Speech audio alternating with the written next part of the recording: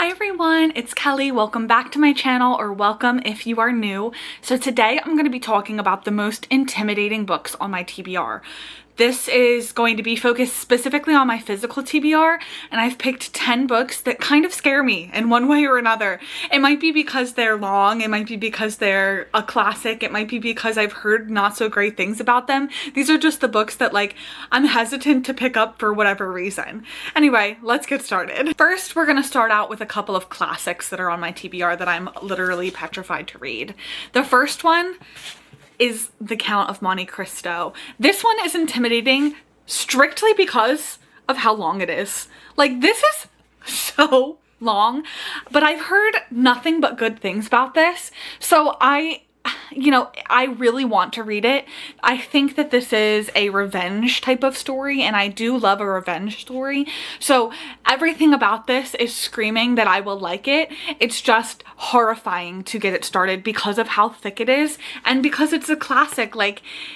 Sometimes reading classics confuses me. So maybe I should look into watching a movie. I'm sure that there's a movie somewhere, and then jumping into this book. So this is the first one that is terrifyingly intimidating to me.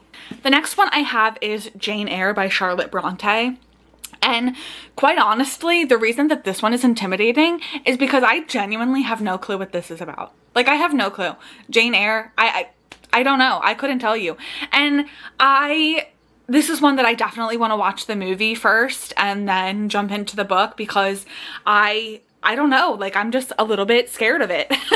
It's the whole thing that it's a classic. Classics just intimidate me for whatever reason. And it's crazy because my favorite book of all time is a classic.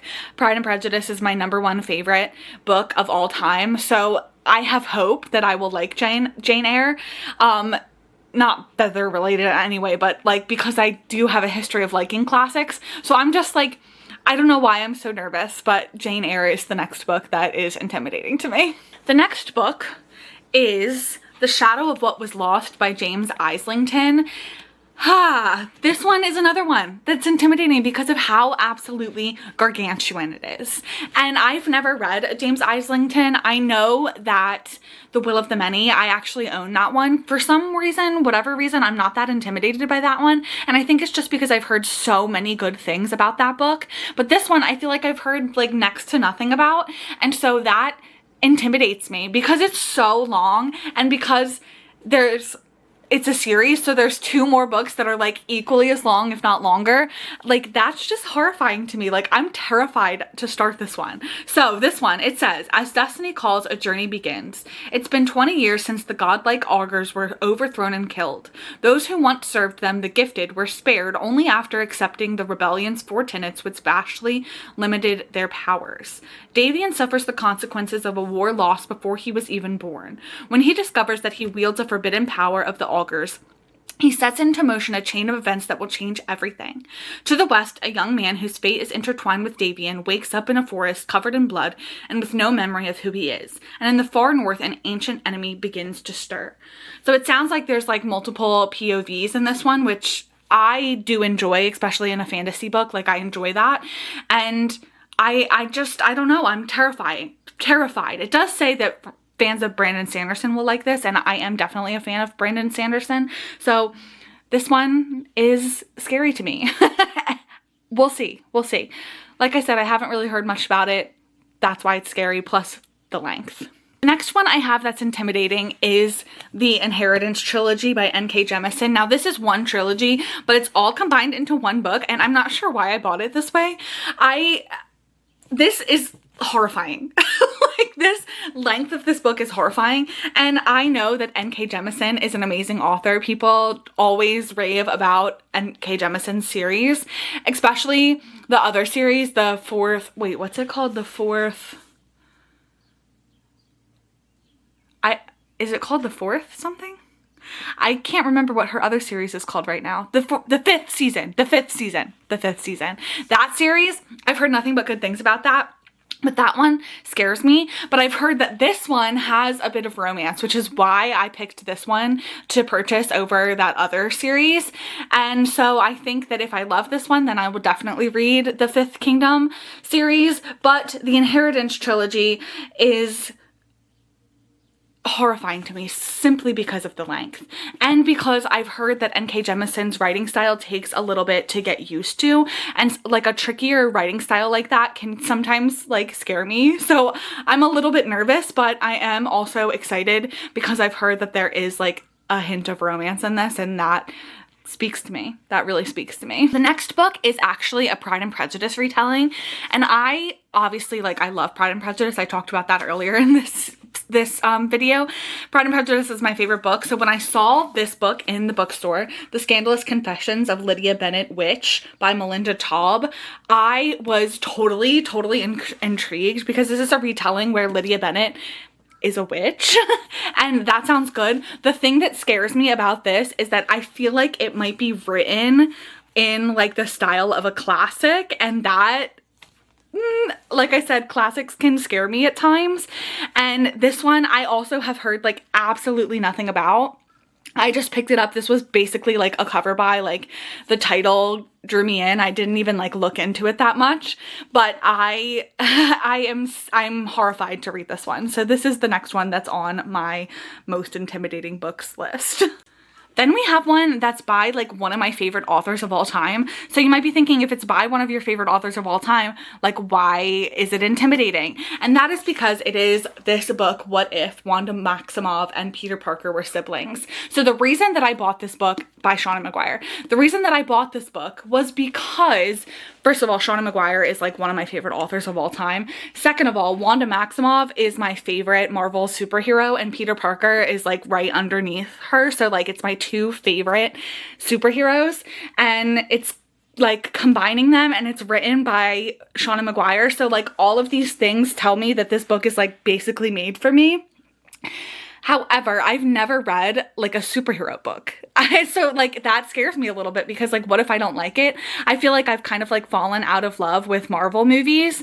So I'm not really sure, like that's why this one's intimidating to me. It's just because like superhero movies have like fallen off my radar a little bit, and so a superhero book, I'm not sure like what I would think about this. So that is why this one is intimidating to me. Up next, we have A Discovery of Witches by Deborah Harkness.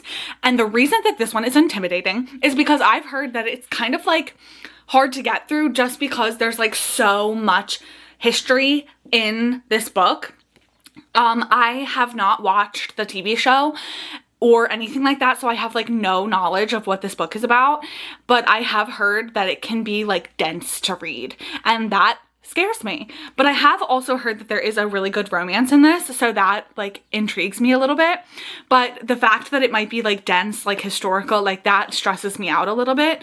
So it says, deep in the heart of Oxford's Bodleian Library, Diana Bishop, a young scholar and the descendants of witches, unearths an enchanted alchemical manuscript. Wanting nothing to do with sorcery, she banishes the book to the stacks, but her discovery has set a fantastical underworld stirring, and soon a horde of demons, witches, and other creatures descends upon the library. Among them is the enigmatic Matthew Claremont, a vampire with a keen interest in the book. Equal parts history and magic, romance and suspense, A Discovery of Witches is a mesmerizing and addictive tale of passion and obsession that reveals the closely guarded secrets of an enchanted world. Okay, reading that really makes me want to read it. The only thing that reading that back that like scares me a little bit is that it says equal parts history and magic. Equal parts history and magic, like the history part, that scares me. I'm not gonna lie. I'm a simple gal. I like a simple, easy to follow book. And this might not be that, but also it sounds good. Vampires, witches, like all of that is speaking my name. So we'll see when I get to this one. Next up, we have one that I was so excited to read, like seriously so excited to read until I read or I listened to a review of this book that just was not good. And that is The Book of Doors by Gareth Brown. I've heard both amazing things about this book and also that this book sucks. Like, I've heard both sides of the storm, so I'm like scared. I'm scared that I'm gonna be on the side of the people that don't like it. I don't know. So this one I know little to nothing about.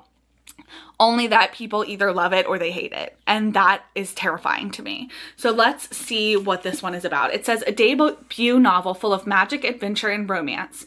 The Book of Doors opens up a thrilling world of contemporary fantasy for the readers of The Midnight Library, The Invisible Life of Addie LaRue and the Night Circus, and any modern story that mixes the wonder of the unknown with just a tinge of darkness. Okay, so all of those things actually sound good, especially like those 3 books. I loved those 3 books. So I feel like I'm going to be on the side of people who love this book. So maybe I should like take it off the intimidating books list, but I don't know. We'll see. We shall see. We shall see. The next book is My Brilliant Friend by Elena Ferrante, and I have also heard nothing but amazing things about this book, so maybe that like should take it off my intimidating books list. The reason that it scares me is that I think it's just like the vibe of the book. Like, it looks like it's going to be kind of like dense and scary to read, and I'm not sure if that's like true. Like, and also like I kind of feel like it's like one of those books that's not really about anything, and sometimes that scares me. I don't know why this one's intimidating, basically, is what I'm saying. Like, I'm not really sure why, but I just like saw it on my shelf and I was like, yeah, that scares me a little bit. Like, I'm scared to read that.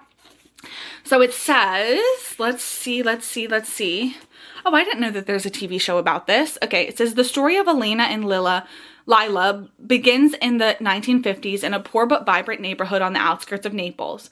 Growing up on these tough streets, the 2 girls learn to rely on each other ahead of anyone or anything else, as their friendship, beautifully and meticulously rendered, becomes a not always perfect shelter from hardship. Okay, a memorable portrait of 2 women is the story of a nation. Interesting. Very interesting. So this is like an Italian book, which I also didn't know. So I guess we'll see if this is a book that speaks to me or if it doesn't. Only time will tell. Only time will tell. Next up, we have the last book on this list, and that is a nonfiction book. Now, most of the time, nonfiction terrifies me, but this one in particular terrifies me because it's a book that I want to read so bad, but I'm like terrified of like how dense it's gonna be, or like if I'm not gonna like it. And that is The Girls of the Atomic City, The Untold Story of the Women Who Helped Win World War II by Denice Kiernan. The reason I want to read this book so much is because my grandmother was one of the people who worked in Atomic City back in the days. Like, she was one of the women, like my grandmother. And my grandmother said that my personal grandmother is like mentioned in this book. So that's why I want to read this so bad.